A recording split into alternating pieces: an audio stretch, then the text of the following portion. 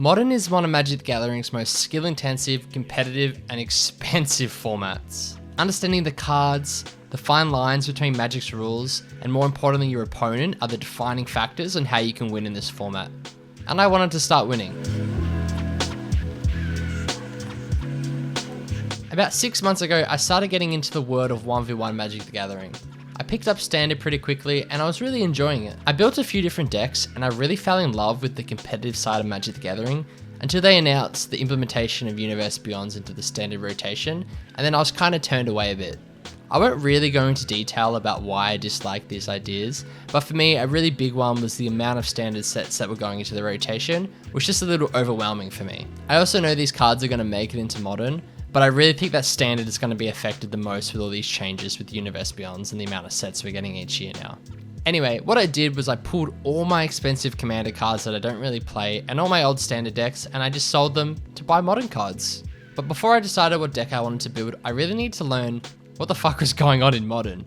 What do the decks look like? What's the meta like? And more importantly, what deck I wanted to play. I also needed to find out if any of my Commander Andy friends wanted to play a 1v1 format with me, because playing alone is kind of sad. For anyone who doesn't really understand what Modern is a non-rotating format, which means once a card is legal in the format, it remains legal unless it gets banned. This allows players to play a wide range of different types of decks, as there's so much support for anything you really want to build.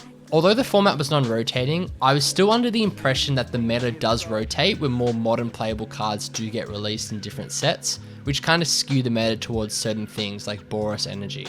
So after doing some research, I finally found a deck that I wanted to play, and it was definitely Orzhov Blink. I just love the idea of Ketchumos and Overlord the Balmerk, so much mills, so much recursion, so much control. It just had everything that I was really interested in. Blink is also something I've never really played in a format before, and I really liked the complexity that the deck offered and the challenge that I would face even just learning the deck. But anyway, let me show you my deck and the cards that synergize really well. The 3 stars of the show in this deck are Overlord of the Balmerk, Ketchumos, and Solitude. The whole deck revolves around these 3 cards, and when I was playing it originally, I thought it was meant to be played as more of a mid-rangey deck, but now I understand that it's definitely played more as a control deck. Let's start by looking at Ketchumos. He's our main draw engine. As this deck has so many ways to exile cards, his number one goal is always to keep your hand nice and full, and my god is it amazing. Later in the game, once we do hit the 7 cards in exile, he also becomes just a great attacker, swinging in with Menace, Lifelink, and Indestructible.